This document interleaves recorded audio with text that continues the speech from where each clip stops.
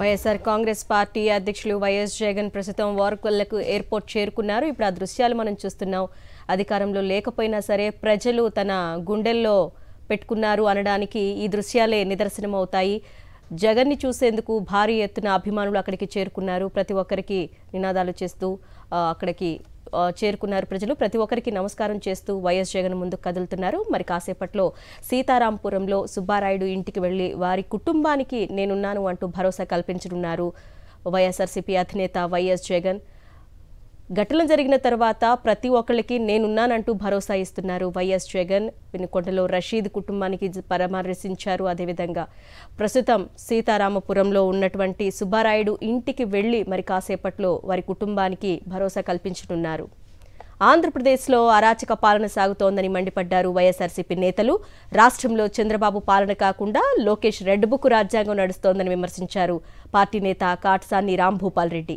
Aluru MLA Virupakshi TDP గూండాల దాడిలో మృతి చెందిన వారి కుటుంబాలకు, గాయపడ్డ వారికి వైఎస్ఆర్సీపీ అండగా నిలుస్తుందని వారు తెలిపారు. ఇప్పుడు మామూలుగా ఇంతకుముందు రాజకీయాలు మేము 85 నుంచి రాజకీయాలు చూస్తున్నాం.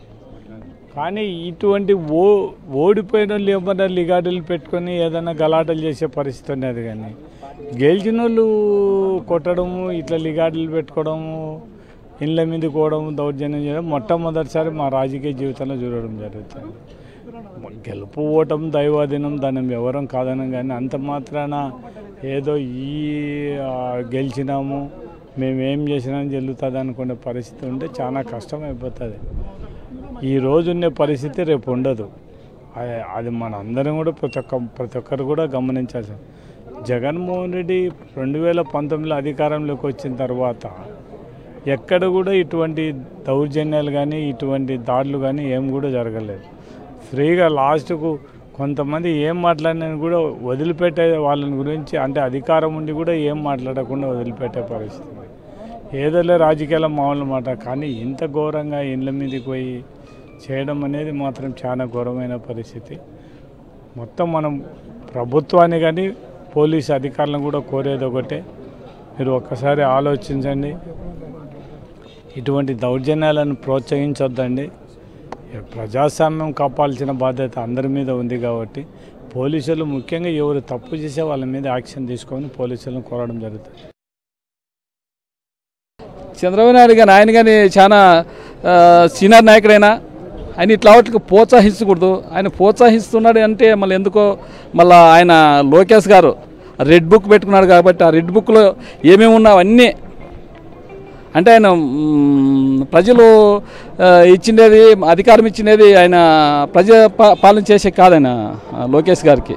ఆ రెడ్ బుక్లో ఏమేమి ఉన్నా అవన్నీ తీర్చుకోవాలనే విధంగా ఆయన ఈరోజు చూస్తున్నాం, కక్ష సాధింపులు చేసే చూస్తున్నాడు. ఇట్లా ఇప్పుడు ప్రజలు మీకు అధికంగా భారీ మెజార్టీ ఇచ్చినారు. మీకు ఆ మెజార్టీ మీరు ఏదో సూపర్ 6 చూసి ఆశపడినారు జనాలు.